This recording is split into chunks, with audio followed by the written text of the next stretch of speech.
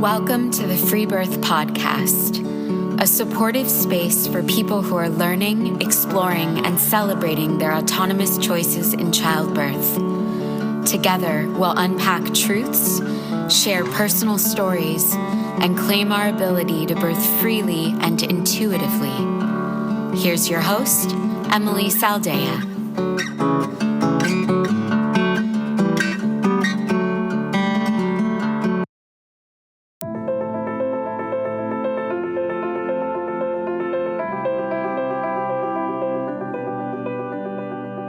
Do you know it's your calling to become an authentic midwife? Do you dream of attending women in birth? Have you felt frustrated trying to be a birth worker in the system?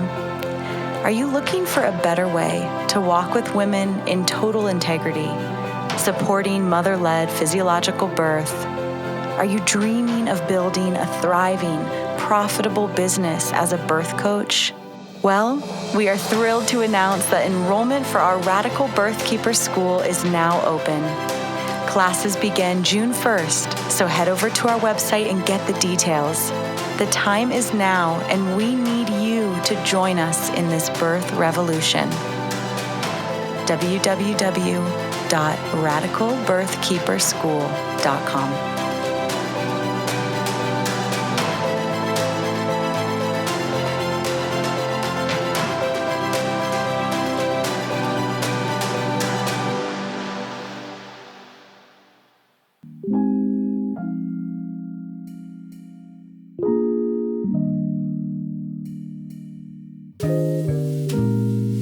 Today we have a special episode with a first-time mom, Clarke, in our community who found a registered midwife to attend her that also held willingness to center the mother in her entirety. I thought the story was worth telling on our Free Birth podcast as it highlights how a determined pregnant woman can hone in on what she wants and actually receive it. So a midwife-attended birth, of course, can be wonderful, and I just really wanted to highlight one that was, to inspire women to speak up and commit to what they want, and to encourage midwives to center the women they serve. So join us today for a lighthearted, sweet story of the wisdom of a new young mother, Clarke, diving into the work of bringing her child earthside.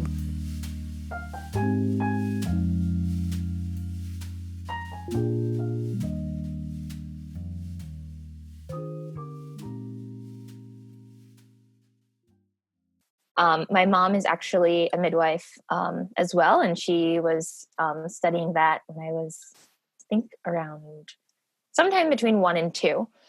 So I kind of grew up with, I guess, just an understanding of what birth was. So I attended both of my siblings' births and was the kind of kindergartner who, when people in my classroom would say like, oh, my mom's having a baby, it's in their belly, I'd be like, it's actually in your mom's uterus. Or it was like really very specific about like, well, no, that's a perineum. And like, that was just kind of normal for me. I wish we had been friends. It would have been real good. So I feel like as much as growing up, I never thought that really influenced me that much. As I have moved through like my own pregnancy and birth experiences and supporting other women through their births, I've really just realized just how awesome it was to have women be centered growing up and have like actual terminology be normalized, and to be okay talking about birth or be okay attending births. And it's huge. Yeah. And like the statue that you have on your table, like my mom had those all over the house. And I just remember like playing with those as like dolls when I was younger. So yeah, I feel like that's kind of where things started. And from there, I went to school for things completely unrelated to birth work, technically. And at some point wanted to do my thesis at school on different delivery methods and feeding methods and how that impacts your immune system and your gut flora and all these different things. And somewhere along the lines, learned what a doula was. And then I guess like the long story short of that was I learned what a doula was, did training, became a doula, started doing some work generally just with home births in the beginning, and then started to expand to hospitals, and was like, this is off, but I couldn't pinpoint why. And then when I moved to Chicago, one of my really dear friends introduced me to Free Birth Society and radical birth work. And that was kind of just where everything took off. It was like, oh, okay, got it. Now I understand like a name for why things were feeling a little off. Maybe not a little off, a lot off. Yeah, I was going to say. That's a watered down way to say. Yeah. Things are fucked up, but I couldn't pinpoint it when I first started. Like, why does this just feel wrong? So yeah, but that's not about me. So then I was really influenced by the podcast and eventually decided to reach out to you and join the membership, which was incredibly worth it. Just in serving women myself. But then when my partner and I became pregnant, which we 110% were not necessarily planning to have our son when we did, but we wanted, like it was one of those things where like we were wanting to have him, or not knowing it was going to be him, but wanting to have a child, but didn't necessarily anticipate that it would be exactly when it was. So yeah, because you joined the membership as a birth worker, and we're engaging in that way, and then all of a sudden it was like, holy shit, you guys! I'm pregnant. It's like, wait, actually, yeah, and that was right after. So we were in Chicago. We were moving to Virginia to do life a little differently in the form of like an intentional community and a work shared trade for the house that we live in. So I had been seeking out like rent alternatives, just so we weren't just working and pouring all of our money into rent and then not really doing anything else with our time. So we found, or I found truly this place, and the community here it's like 50% focused on harvesting things on the farm and then 50% intentional community. So we had just moved here, and I think like the week after we moved here was when we found out. So we like no connections, not necessarily outside of the farm in the state. And yeah, so that the fact that we were really new was one of the reasons why I was feeling like I might actually want to have someone to touch base with for the pregnancy. So I started just doing some research on midwives in the area. I am not on like Facebook, so I started reaching out to friends who were, to see like, okay, if there are like underground midwives, traditional midwives, like who are they? What are the names? And tried to kind of start that way through some other birth workers I knew, and that wasn't really yielding too many results. So I just started just calling and emailing people, and from that, I started to set up some interviews in person, and I just had this long list of like interview questions, and they were really all based on like things that I had learned from the Free Birth Society. So essentially everything is a variation of normal was kind of like my overall umbrella. So, okay, if I go outside of 42 weeks, like what does that look like? And if there's meconium in the water, like how do you respond? So I really wanted to know like how this person would respond. And if they said anything outside of like, yeah, that's normal, or that's up to you, I was like, okay, thank you. And then we weren't going to see each other anymore. So most of the people were not okay with at least one thing. So I remember there was a post that I made on the Free Birth page, and it was an email from one of the midwives when I was talking when I was talking about like, okay, like I don't think I want heart tones, but maybe if I felt like something was off and I wanted you to check my baby's heart tones, then I would ask you, but otherwise I don't really want you like in and out bothering me. And she was like, well, I would really prefer to check. And I was like, and I got that same feeling when I first started doing like hospital births, so like something just feels off. And I posted and asked everyone like, what do you think about this? And you're like, it sounds like this person is not actually paying attention to what you want. And I was like, yeah, thanks, duh. So that was when I just said no. And I'm really, really, really thankful because after sifting through all of those different people, I was able to find someone who, when I asked about going over, she was like, oh yeah, I delivered at 43 weeks. And that's really not that big of a deal. Like, we'll just see how a baby's doing and see how you're doing. Or, like she literally said variation of normal when I asked about like having meconium in the water or, just any other things that could come up that might be weird or off or uncomfortable to other people. So, or actually restricted by the state. Right. So the other thing was that, so she is, the midwife that we did go with is a CPM, but was willing to pretty much default to me. So any situation where I would say, okay, what does the state require you to do? If I decline a test, like, how does that look? She would say, okay, well then you would just sign a piece of paper that says you decline, and then that's it. So we just kind of move forward in that way. And that felt okay to me. Was she a newer midwife or older or? No, she was older. She's more like an older seasoned midwife who did it later in life. So she wasn't like a midwife since she was in her 20s or something. But yeah, has a lot of babies and had worked with a lot of like plain women and people who didn't really want her to be around for the birth. Mm-hmm. And I was like, cool. Great, that is exactly what I want.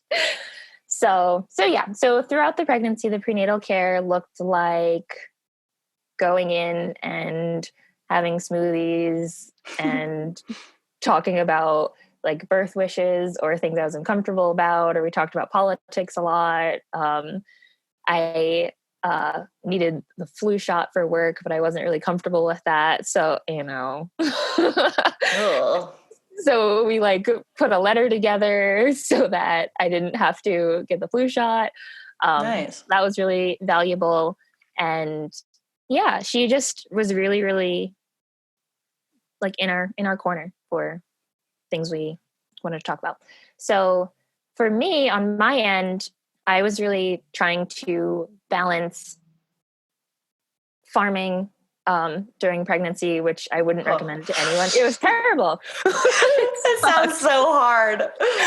It sucked so much.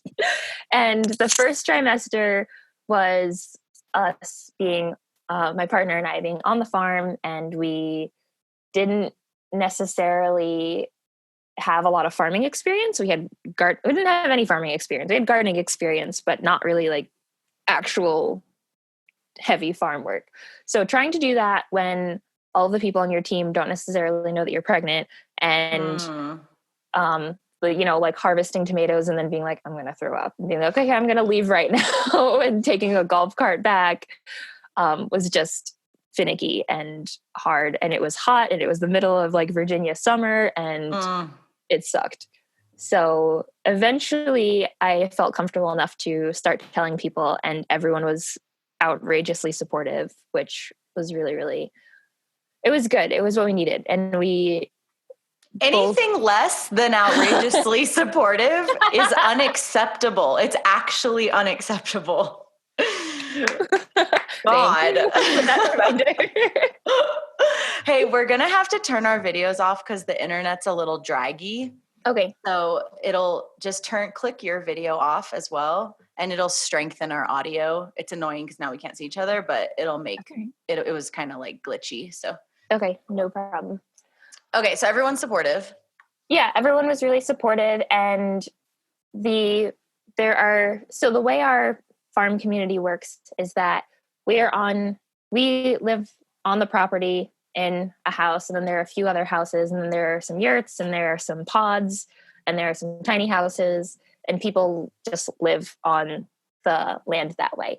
So some of our friends in the community in one of the other houses also had a home birth. So her and her husband were really, really excited and wanted to share resources. And then a lot of the other people on the farm had known about this home birth midwife and had been connected and just knew a lot about home birth already. So they were all very, very excited just to be doing that. And throughout the pregnancy, I was telling people, I'm not necessarily even sure if I want my midwife to be there, which I also brought up to her during the interview. I said, okay, what if we go through the pregnancy and I decide I don't even want you there? She's like, okay, then be ready to catch the baby. I was like, all right, cool. I also like played with the idea of maybe I would want you to stay in your car in the driveway so that you're around, but you're not able to distract or disturb me. But if we decide that we do need you, that you're readily available. And she was also okay with that. So again, anything that I was expressing that I wanted was not an issue, which is exactly how it should be. So we were connected with the community at the farm. I was working super duper part-time at the ice rink, and coaching and teaching. And then second trimester shifted from feeling really nauseous and throwing up and like on and off and just feeling terrible. And pretty much I would wake up, go farm for 4 hours ish, come back, feel really sick, sleep for the rest of the day, wake up, eat food, and then sleep, and then repeat. And the second trimester ended up getting really heady for me because there was a lot of feedback that I was receiving from people that I was like too small or that that it didn't look like how they were expecting me to look. And oh, wow. Yeah. Who's this coming from? Not from people on the farm, just from like random people. You know, the feedback that you get, like unsolicited feedback that you get just like at the store, getting a cup of tea. I actually didn't get any. Oh, bless. I know. I'm not sure if that's because I have such a bitchy aura or like I don't know what happened, but I actually didn't receive that stuff. So I don't know what's going on there, but I understand that most women do. So people were just like, you mean mostly strangers were like, you're so small? It would be subtle things like, okay, so a coffee shop example, going to the coffee shop, and I looked like a little pregnant. And you know, people would say like, oh, like, when are you due? And I'd say sometime in spring. And it's like, oh, you don't look that pregnant at all. Like, you look like you're like very, very early on. And it's like, what am I supposed to say to that? Like, okay. And eventually I got to the point where I was just like, I don't want to hear your feedback because like, what the fuck are you talking about? Like, who are you? And why are you giving me feedback on how far along I look? Or yeah. I don't really have many like cohesive thoughts on that. Mostly just frustration and like, why are you even talking to me about? But it got to you. It did.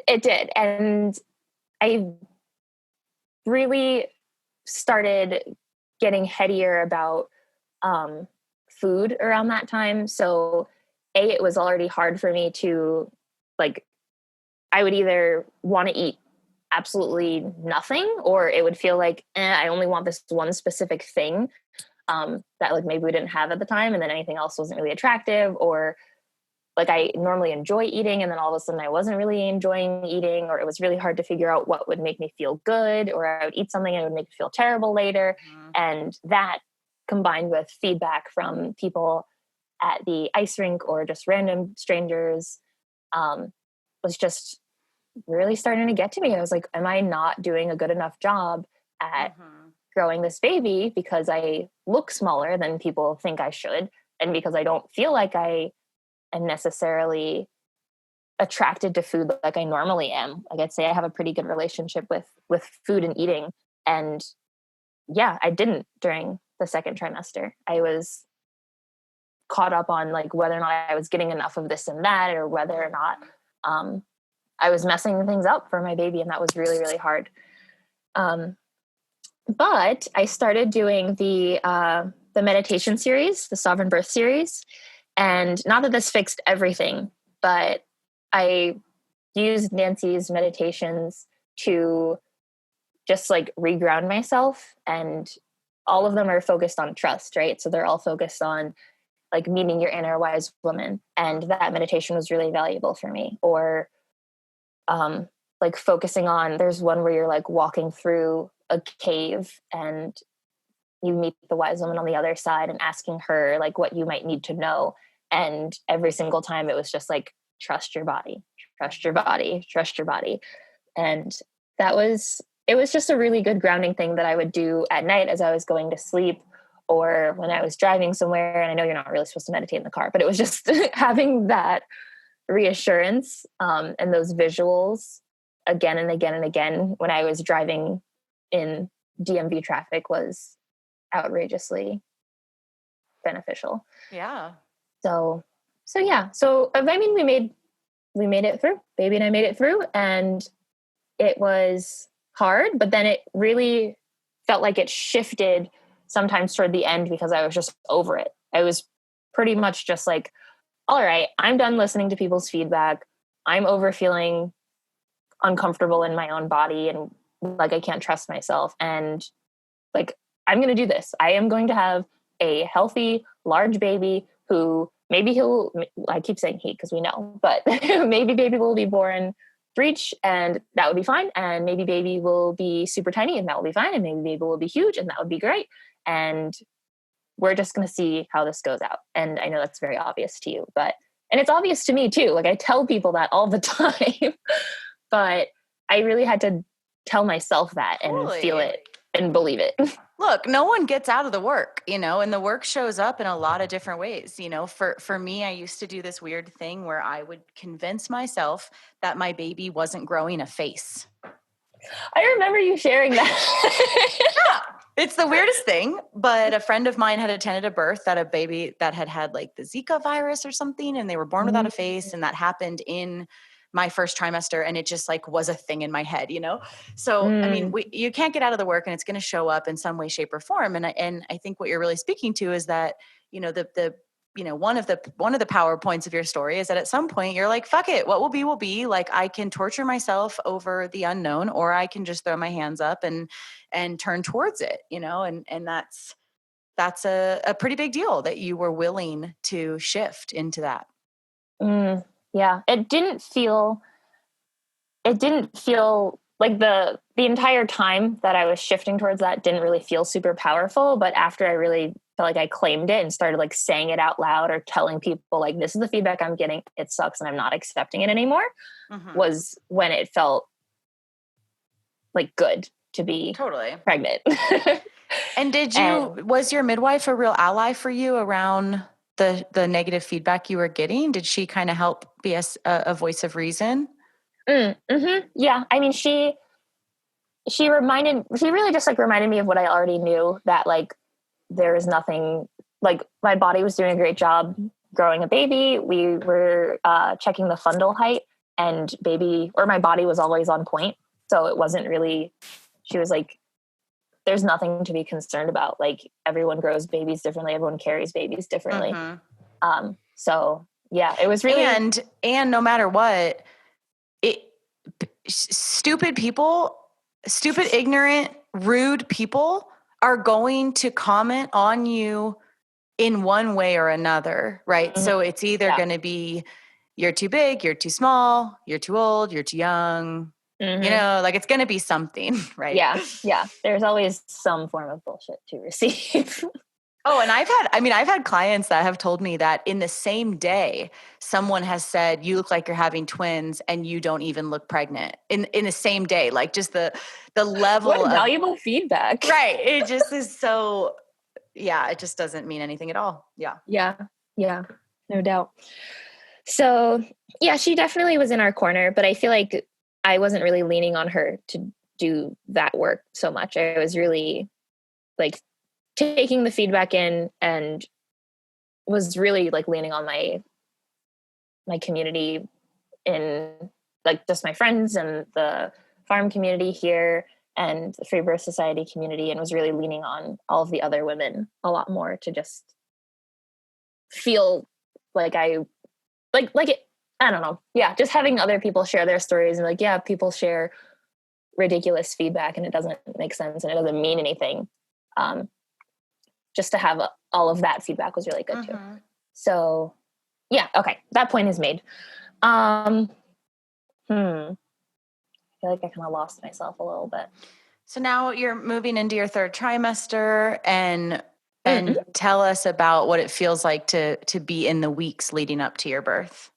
Okay. So the weeks leading up to my birth, I was honestly feeling pretty good. There were a lot of people who were saying like third trimester is hard again because you are so big and you're uncomfortable. But I was feeling really good. I was started exercising again in the third trimester and just started feeling kind of normal again. Like food was okay. And it wasn't really until the last 2 or 3 weeks that I was feeling really round and rotund and slow.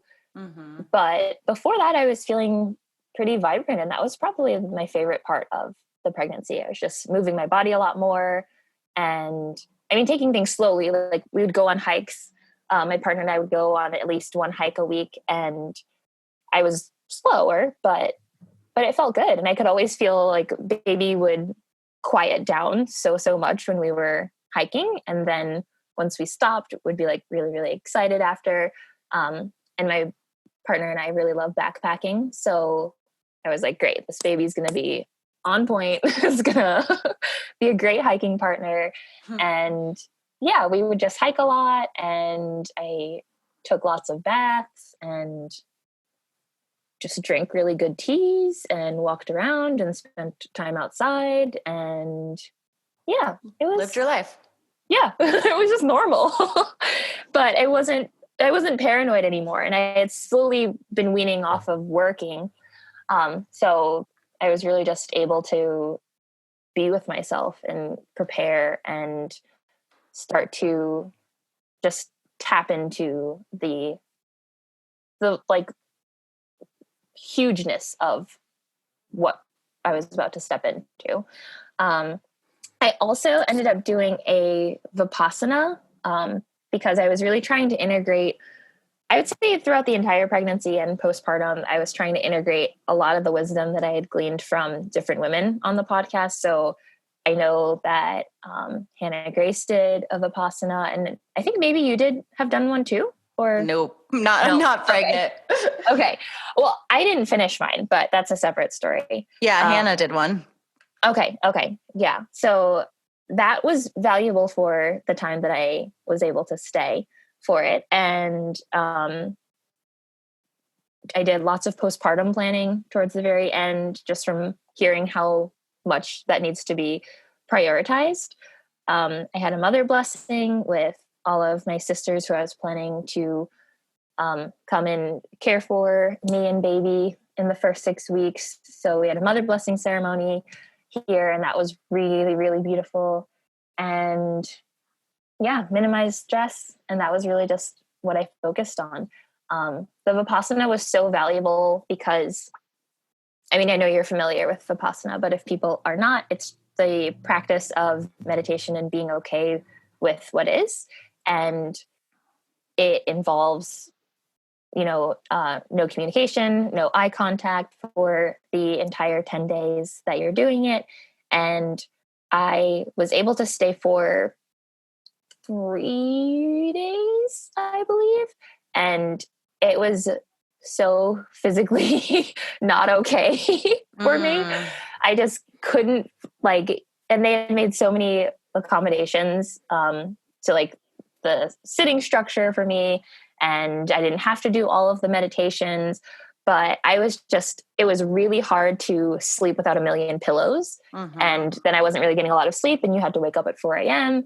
And then during the meditations, I was falling asleep during them, the baby was kicking around the entire, for the whole hour. They would just be kicking my ribs, and I had to step in and out to pee. And by the third day, I was I just am not getting the experience from this that I would like to. Mm-hmm. So I ended up deciding to leave, but the instructor, the supporter for my group was actually also a former midwife. So she was just this really old sage woman who was it's because your baby wants you to learn this practice and is just really excited, but you don't have to do it now. It could be done later, but you're tuned in with your baby, and I trust you to know what you need. And it was so loving, and I'm really thankful for the experience, even if it wasn't completed.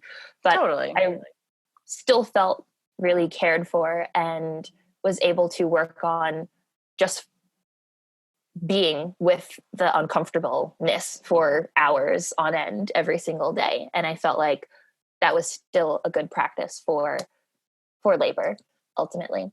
At 39 weeks, my husband and I were going to go to visit some family. And that morning we woke up and I was feeling really beautiful, and he's really into photography right now. So we had like a pregnancy photo shoot, like a naked pregnancy photo shoot, and it was so nice.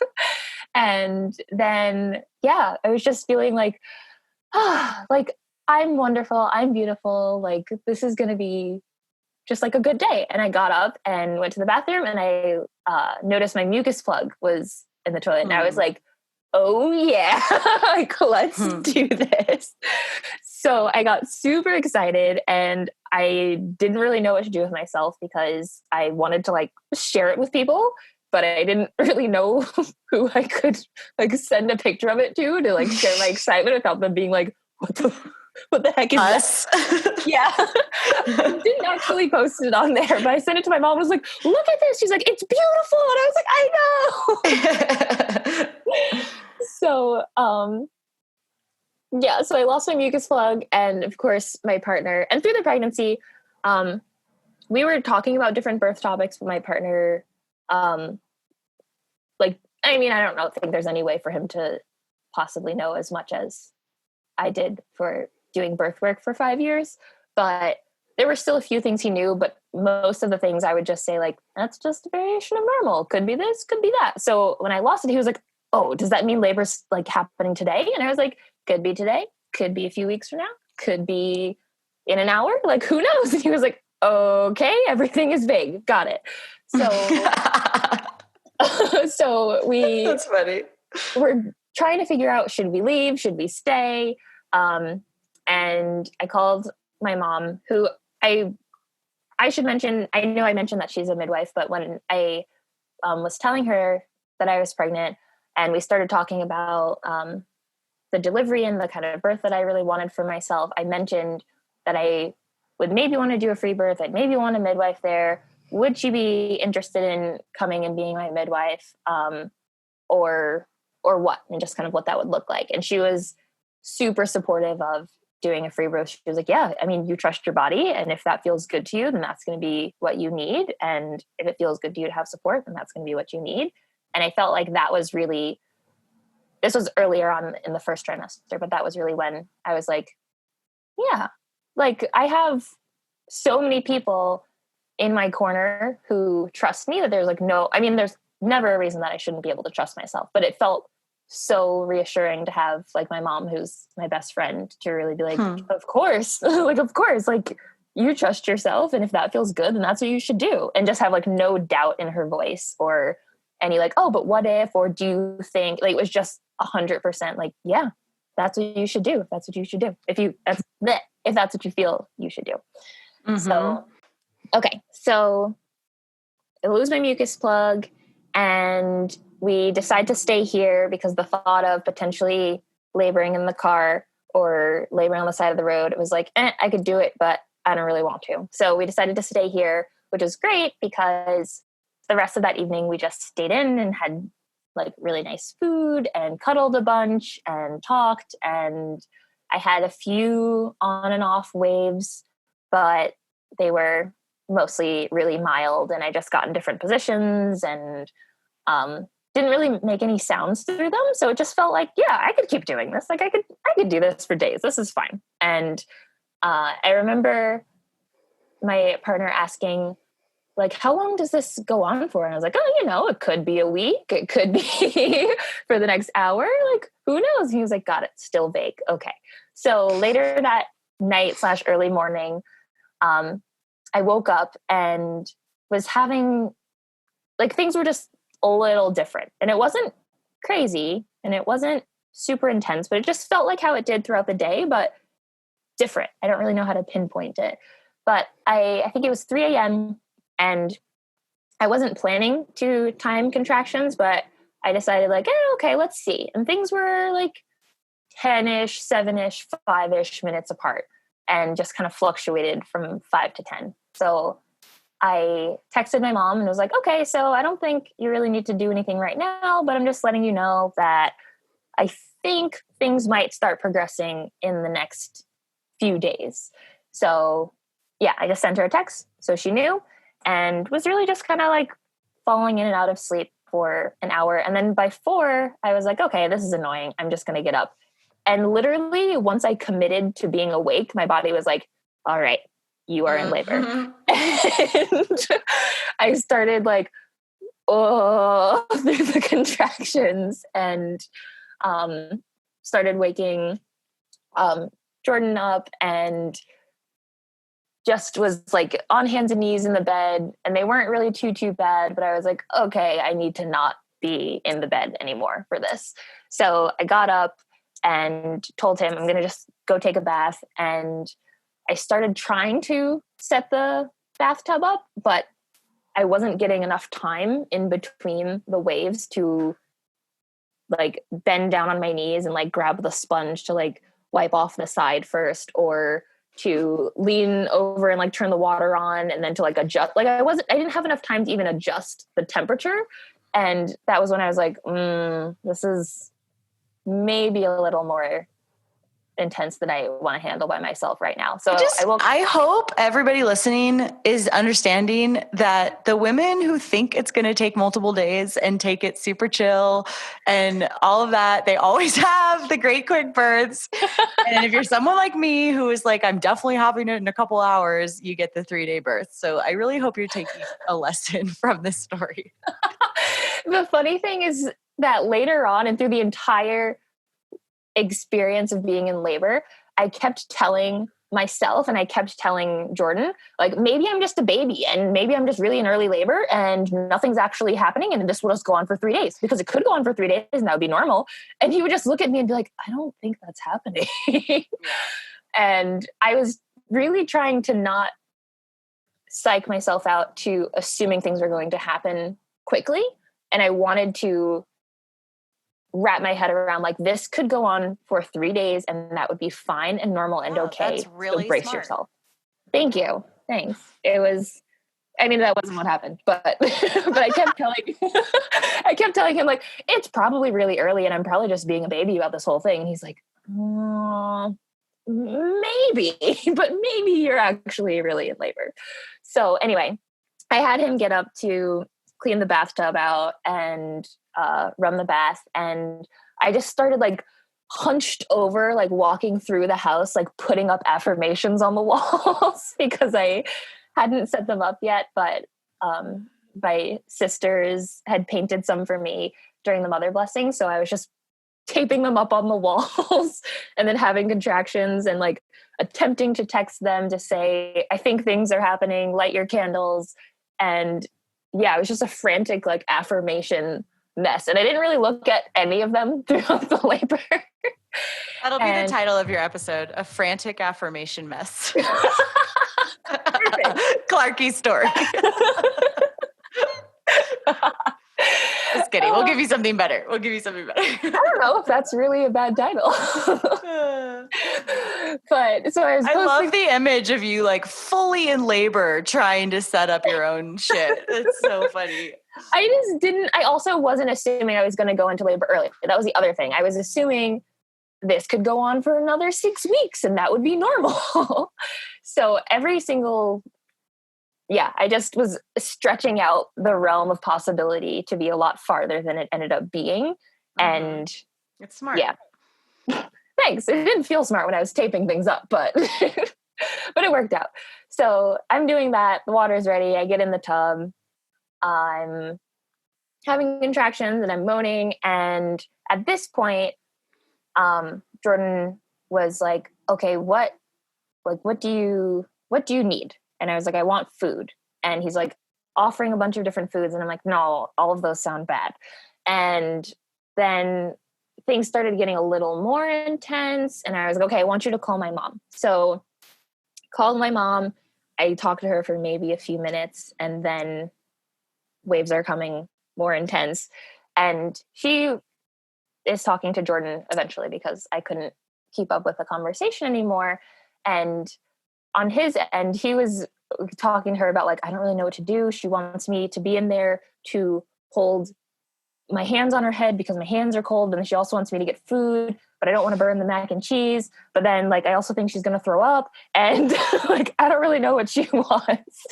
And my mom later, because she ended up making it that night after I'd already delivered, but she was like, oh, okay, I really wish I could be there. And this was kind of when I started realizing I might want some more hands, because I was really asking for Jordan to do multiple things at the same time. Like, I started demanding for him to bring me food, but I also wanted him to stay in the room and have his hands on my head.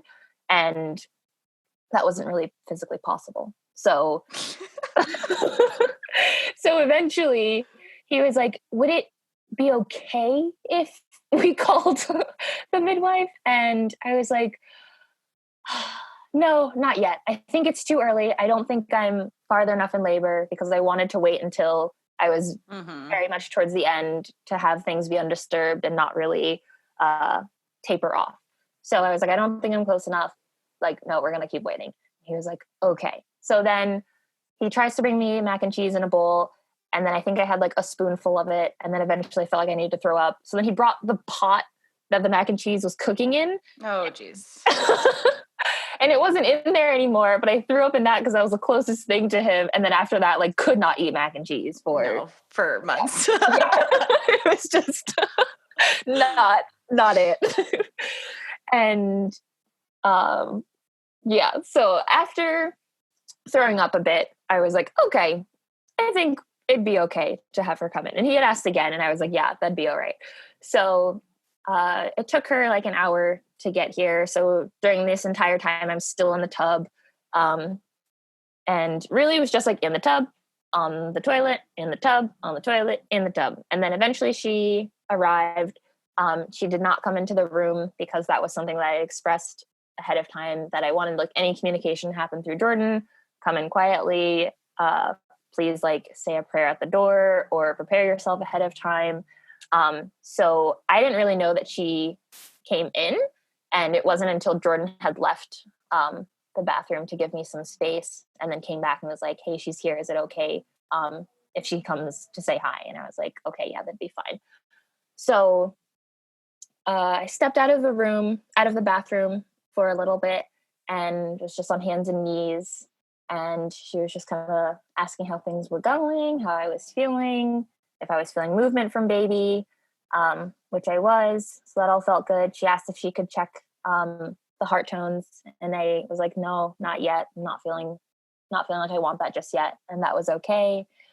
And things did slow down, and I got pissed about that. So she had like walked away to like either the living room on the couch or something. And I was looking at Jordan, and I was like, contractions are slowing down. Like, this is wrong. Like, I knew this, like it was too early, and like, this is a problem. And he was like, okay, like maybe we can let's go into another room and like step away for a little bit. And I was just like I'm still having these contractions, but now they were, I don't know, 5 minutes apart again. And I wasn't timing at that point, but they weren't as intense. And I was just pissed about it, because I was like, we were doing good. Like, we were doing good. We had it. And I got up, and now it's ruined. So we went to the bedroom, and we just cuddled for a while and tried to sleep for a little bit. And this was probably one of the coolest parts of the labor, because I'm just like laying in the bed, angry, just like, yeah, it's not working anymore. And we're going to have to ask her to leave. And I'm like, okay, do I ask her to leave now? Or like, what do I do about this? And I'd like have a thought and would kind of fall asleep and would wake up from a contraction. And it felt like I was sleeping for like half an hour stretches. And it was like 2 minutes were going by. So I'd like be frustrated, fall asleep, be woken up by a contraction, and then look at the clock and be like, oh, wait, this is fast again. So that went on for, I don't know, maybe an hour, but I was just so, like, I thought I was sleeping. I could have sworn I was sleeping for half an hour to 45 minutes in between, but I was not at all. And yeah, it just things felt good again. Things felt good and natural and fluid. And so we got up and it wasn't slowing down. I ended up going back to the bathroom, getting back in the tub. And that was when I started like yelling, and not like, I don't even know if I don't know if there's really a word. Like roaring didn't feel right. Yelling, I feel like I was like screaming bloody murder, but it was like ear piercing, like at the top of my lungs, yelling during these contractions. And then it would end and I'd be like, this isn't so bad. I can keep doing this.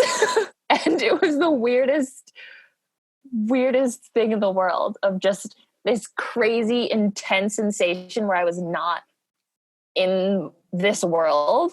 And then I'd come back and everything would feel fine. And I was like, okay, yeah, we can keep doing this. Like labor is okay.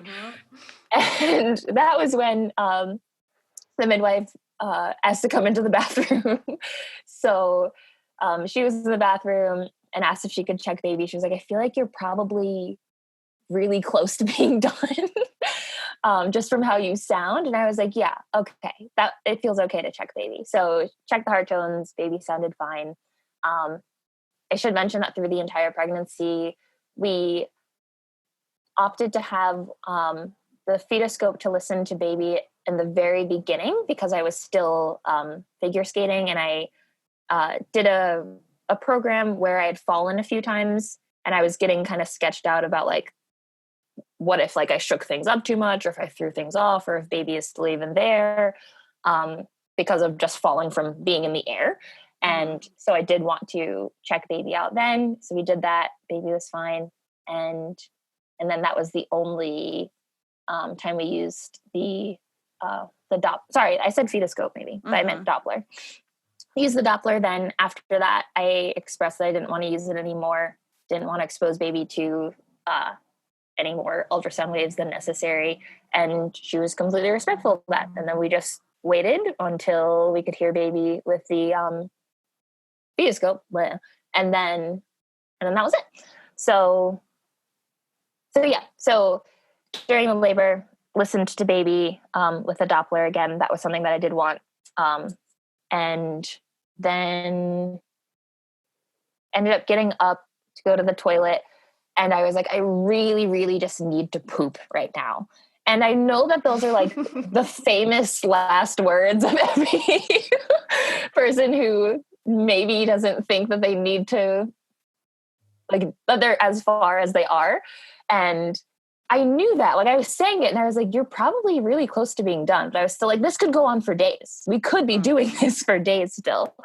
And the midwife had mentioned or asked if I wanted to check myself to see where baby was at. And I was like, yeah, okay. Yeah. If I wanted to check, I had mentioned again to her in the beginning when we were talking about birth visions for how I wanted the birth to look. I said, if I want any sort of checking to be done, I want it to be done by myself. And like, I will ask you if I want you to check me, but otherwise I want to do it myself. And if I'm having trouble, I want you to tell me how to do it. So she asked if I wanted to check myself. I did. And I remember putting like 2 fingers in, and then it was like a thunk to hit the top of my baby's head. And I was like, oh, there's a head there. That's the best. It was so fun. She was like, yeah, that's your baby. And I was like, yeah, it's right there. And I put my hand out and I was like, oh, he's not that far at all. And then had another one of those screaming contractions. And during this, like, I just want to paint the visual for you that I'm like sitting on the toilet. I have one foot like pressed against the sink, and I'm like gripping the curtains and the side of the tub, kicking things like in the bathroom and yelling at the top of my lungs.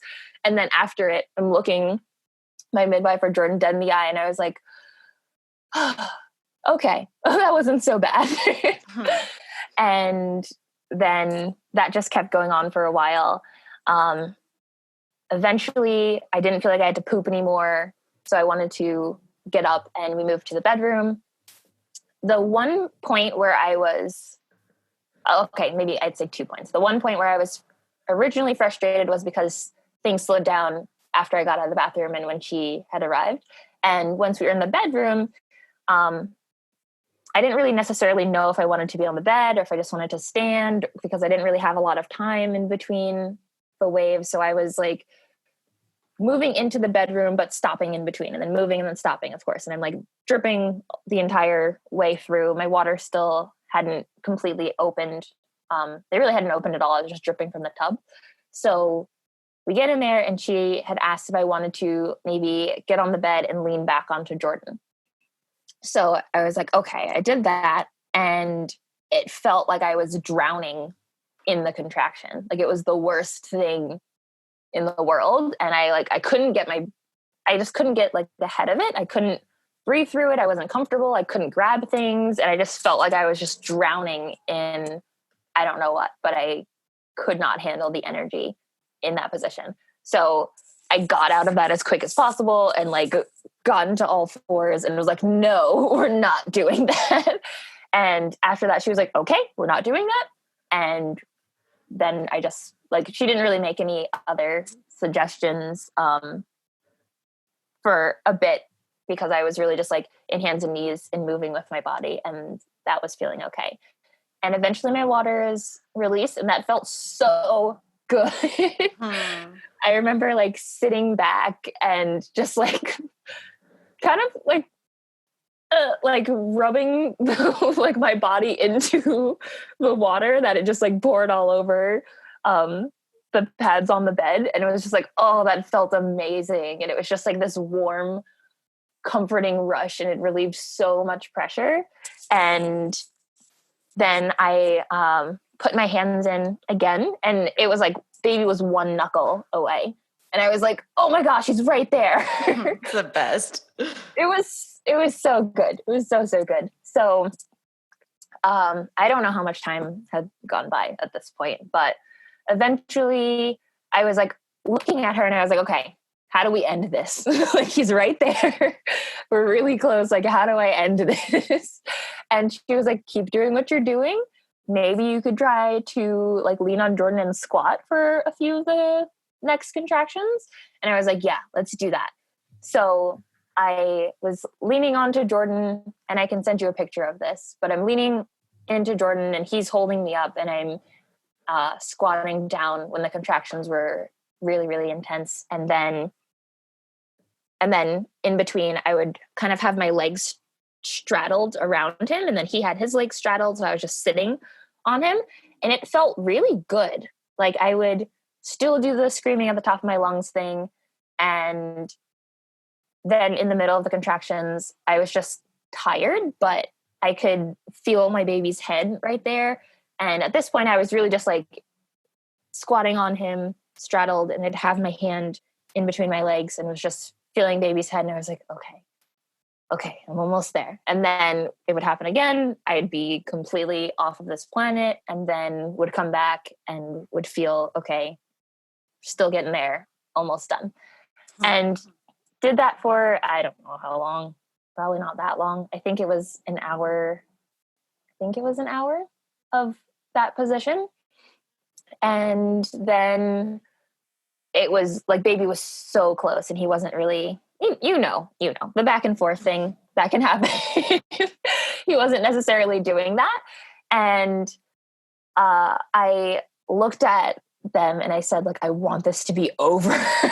Like, he's right there. I'm done. And we didn't know what he was, but I was ready to be completely done with this experience. So I really, really like yelled at the next one, and his head came out. And another thing that I had mentioned before to my midwife is that I wanted to catch my baby. I didn't want her hands anywhere near catching him. I was like, the priority is me catching my baby. If I'm not in a position or capacity to catch him, I want Jordan to catch him. And if Jordan is not in a position or capacity to catch him, because he wasn't necessarily sure if that would feel good for him, then I was like, then you can catch the baby. But we're running through the line of, I think it was me, Jordan, my mom, if she was able to make it, and then the midwife. If no one else was able to catch it, like someone should catch the baby, but I wanted the priority to, of course, be us.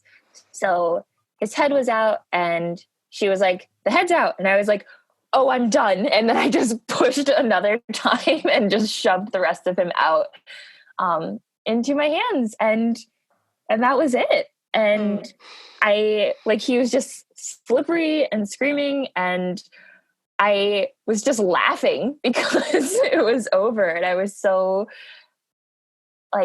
it just felt good. And I was done and it didn't feel painful anymore. And I just was holding my baby and that was it. And then we were done.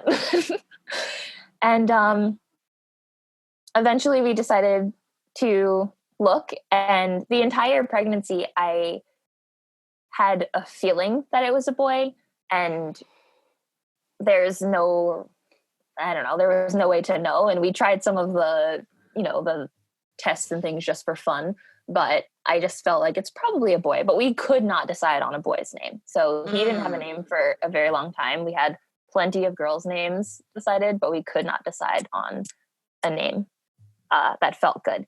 And then he was born, and it was like, it's been you the whole time. Oh, it's the best. It was just so easy. It just felt like you're the same. I mean, duh, it's the same person, but you're the person that I felt like you were. And it was just really cool to do it. And it just felt simple, and there wasn't any drama, and that was it. And the placenta delivered very quickly. So I'm remembering all of these things that I had mentioned or asked now that I'm actually in the birth story. But something I had asked during the interview process when speaking to other midwives was what the third stage looks like when they're supporting people.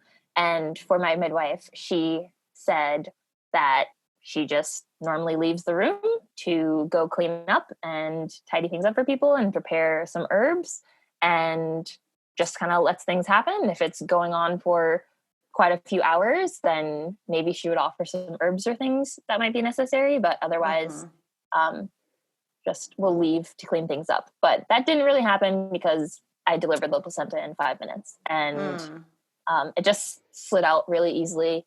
Also felt really good, just like when the waters opened. And yeah, and it was a big placenta, which I was thrilled about. From being told that I was small, tiny, it was this chunky, healthy-looking placenta, and I was like, "Screw everyone who said that." I looked really small. Like, this is a huge organ that I made from scratch, and then baby wasn't tiny either, and that was cool. He wasn't 10 pounds because I was low-key hoping that he was just going to be like this huge 10-pound baby, so I could just be like, "Ha!" to anyone who ever doubted my body. But I mean, it was still a sizable baby, and that felt really good too. So then we got in bed and we just looked at him and talked to him, and he didn't really want to nurse right away. So we didn't. And I should mention that my midwife did have a student who did join her, and that was only after. There was one person who she asked if we'd be okay meeting the student. I said yes. I didn't like her, and I expressed that to her, and she was like, okay, then she won't be there. And then there was another person who I did really like, and I said that it would be okay for her to come, but she did not have the student come until I gave permission, as it should be. And she asked, and I was like, yeah, I want her to come now, but I want her to stay kind of farther back and more removed. And I didn't really see her the entire time until the very end. And she was the one who took some pictures for us, which was really great. And she was just kind of right by the garbage can in the bedroom, just taking some pictures. And she had really good, quiet energy and was not disruptive at all. And I barely noticed her. And I was really thankful for that too. But yeah, so then they cleaned up and they made some herbs and set up the bed and we laughed. And then after about an hour, they left and we just all fell asleep together in the bed. Yeah, the most perfect story. And how did nursing go? Nursing started off kind of rough because I guess I don't really know why. I don't know if it was just the expectations that I had. I was assuming that it was going to be challenging because I had known so many people who had challenges.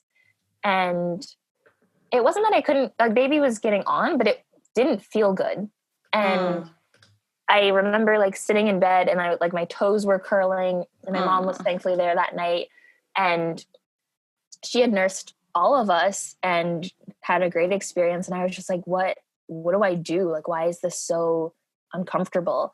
And she just, the first night would wake up whenever she heard baby crying and would come in and help me position him. And we were trying to figure out how to nurse side lying. And she was really, really integral into my ability to figure out like how to troubleshoot nursing. So it started to feel a little bit better, but I think there was just some damage from the first day or so of not getting him on quite right. And it just wasn't feeling good for a few weeks, but I ended up speaking with Lisa Masters in the group. And we just had a breastfeeding call and she was so incredibly valuable to being able to figure out different positioning, or baby started spitting up a lot because I had a really strong letdown, and essentially was able to kind of demystify the whole, like, it's not supposed to hurt thing. Like, yeah, it's going to be uncomfortable because you haven't fed someone with your body before, which my mom also said. And my other friends who were breastfeeding were also normalizing for me. And yeah, eventually it can be, I think, is a good way of phrasing it. Right. It doesn't have to. Because no. I mean, it totally wasn't for me and it isn't for everybody. So I think it's important because also the other thing that we want to set you up for is you don't want to assume it's going to be uncomfortable again if you have another child, right? So right. Keeping that kind of openness of like, it can feel uncomfortable, it can feel painful, it can feel weird. That is just another variation of normal or another good piece of information. But then the shadow side of that is we have to be careful of not expecting it to be funky or, But, so how are you feeling now, 7 weeks out? 7 weeks out, I am truthfully not feeling as good as I thought I would at this point. But I think a lot of that has to do with the situation and the quarantine things going on right now. So I was anticipating having all of these friends and women come in to care for us for 6 weeks, and had all of the trains and car rides and flights and things were all coordinated. And then that all really got messed up because of the quarantine situation. So we had, I'd say like less than half of the amount of support we were anticipating having. So there were a few days where I had to get up because no one else was here at the house except for me. And I've just had to do more things than I would have wanted to. Yeah. And that really sucks. But I really tried to respect the first 40 days as much as possible, which I think has made a really huge difference. I can't imagine what I would feel like if I didn't respect the first 40 days in bed as much as possible. But yeah, I'm still having a bit of uncomfortableness, but I think it really just plays into not having the capacity to rest as much as I deserve to. Yeah. And 7 weeks is still really fresh. Yeah. Even though culturally it's like most women are supposed to be separated from their young and back to work, really, really soon. I would say 7 weeks is, you're still like really in it. That's, really that first 12 weeks is kind of its own little bubble. Yeah. It still feels like I'm really in it. And I ended up getting food poisoning at week 3. And no! Yeah. Oh my God.